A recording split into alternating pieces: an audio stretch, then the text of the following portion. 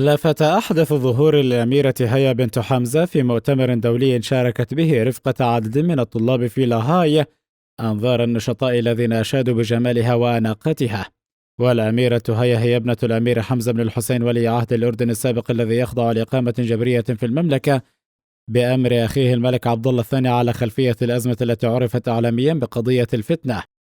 ونشرت الأميرة هيا بنت حمزة صورا جديدة لها على حسابها بتويتر أظهرتها في مؤتمر ثيمون 55 نموذج لاهاي الدولية للأمم المتحدة، وهو أول مؤتمر مباشر منذ بداية الوباء. وكانت هيا ضمن مجموعة من طلاب مدرستها المكونة من 16 طالبا انضمت إلى أكثر من 2500 من أقرانهم من جميع أنحاء العالم. وظهرت هيا بنت حمزة بإطلالة لافتة أبرزت جمالها وأطلت بمظهر شبابي أنيق وليس بوجه طفولي كما اعتادت في إطالاتها السابقة. واعتمدت الأميرة الأردنية مكياجا بسيطا وظهر شعرها منسدلا على ظهرها فيما ارتدت ملابس كلاسيكية كانت تبرز أنوثتها. وحازت إطلالة هيا بنت حمزة تفاعلا واسعا من قبل الأردنيين ومتابعيها على تويتر. وفي هذا السياق كتب أحد النشطاء مشيدا بجمالها اللافت: اتجنن الله يحميها. وكتب آخر: الجمال العربي الأردني ساحر، حي الله بنت الأمير حمزة بن الحسين. واعتادت الأميرة هي مشاركة جوانب من حياتها مع النشطاء على مواقع التواصل عبر نشر صور ومقاطع مصورة عبر حسابها بتويتر توثق فيها يومياتها وأنشطتها المختلفة. وكان آخر ظهور لهيا بنت حمزة في أوائل يناير الجاري في سياق الاحتفال بالعام الجديد 2023، حيث نشرت صورا جديدة لها ولإخوانها برفقة والدتها الأميرة نور بنت عاصم وعائلتها.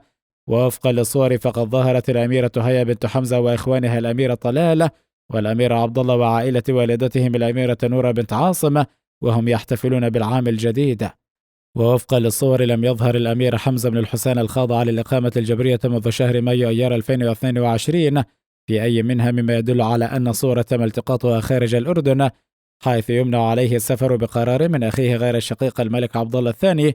ومن خلال إطلالات الأميرة هيا وصورها التي تنشرها من آن لآخر يستذكر الأردنيون والدها ويعاد الحديث عن أزمته، حيث يحظى الأمير الذي كان يشغل منصب ولي العهد سابقا بشعبية كبيرة في الأردن وخاصة بين العشائر. جدير بالذكر أن هذا الحساب باسم هيا بنت حمزة ينشر باستمرار الصور ومقاطع الفيديو الحديثة التي تظهر فيها الأميرة الأردنية. ويتابع كثيرون على السوشيال ميديا أخبار وصور الأميرة الحسناء والجميلة بينما تنتقل بين الولايات المتحدة الأمريكية والبلدان الأوروبية خلال دراستها وأيضا في رحلاتها. لكن المثير للجدل بحسب كثير من المتابعين لشؤون العائلة المالكة الأردنية أن الظهور المتواصل للأميرة الشابة صار مؤخرا يطرح كثيرا من الأسئلة حول مصير والدها وعن الإحراج الذي تسببه تنقلات الأميرة الشابة للقيادة الأردنية، خاصة وأن والدها قيد الإقامة الجبرية منذ ما يزيد عن السنة.